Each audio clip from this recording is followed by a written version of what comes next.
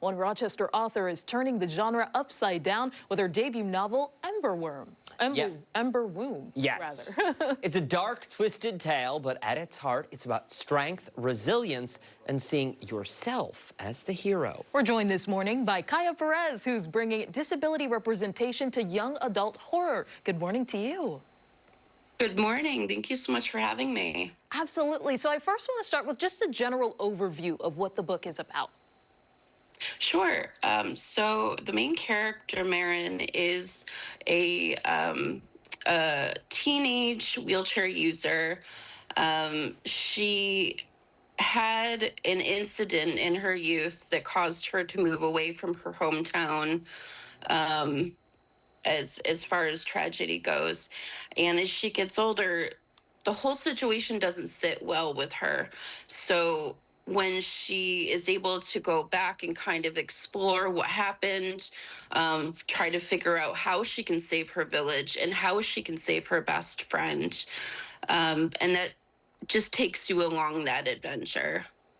Where did the story for this come from? What was the inspiration for this book? Well, you know, I am myself a wheelchair user, and I did grow up in a very small little village in central New York.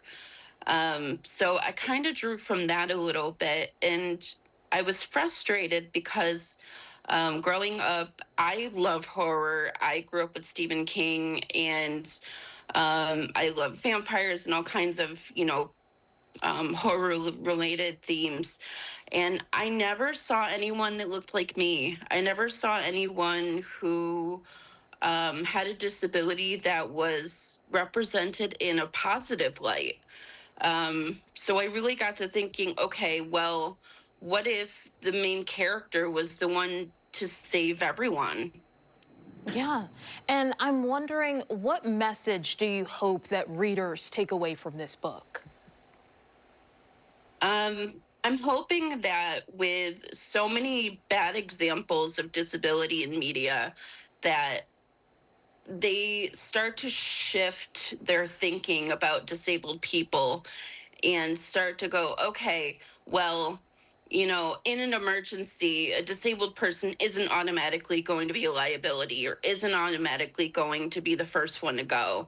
You know, our whole livelihood really is based on adaptability and coming up with creative solutions. So to me, I think that we would be the ones to come up with the creative solution to save everyone. Listen, that's a good thought. Mm-hmm. I'm wondering, is this part of the beginning of what could potentially be a series for readers? Yes, I do have a couple of other stories I would really like to tell to start, and just kind of explore that lore a little bit of why is the town like this? Who are other central characters, possibly?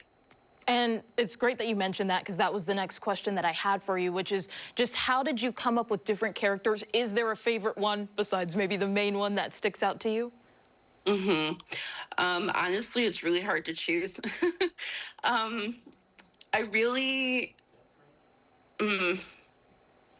I think if I really, really had to choose, I think Cassidy is my favorite, just because she's a little punk girl, and her story starts out where she is not a main character, where you don't really know what's going on with her, and you learn, her deal throughout the story.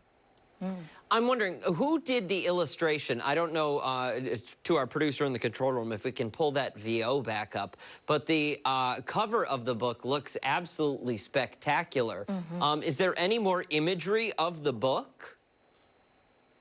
So I actually commissioned with an individual in another country that had a disability. It was really important for me to dig into my community and pull in an artist from there. So I was able to do that, and I was really, really happy with the outcome of it, because I just gave him a very a terrible drawing of what I wanted, because I am not by any means an artist. But he really just took it and he ran with it, and it came out great, I think. Yeah, for It looks fantastic. And for anyone who's interested in picking up a copy right now, where can they buy one? Currently, you can, it's in two formats. It is the hard copy, and it is a digital copy that you can get on Kindle. So it would be available at Amazon and Barnes & Noble. Terrific. We'll make sure to post those links and much more on our website, foxrochester.com, after the show. Thank you so much for your time, and congratulations. Thank you so much. Absolutely.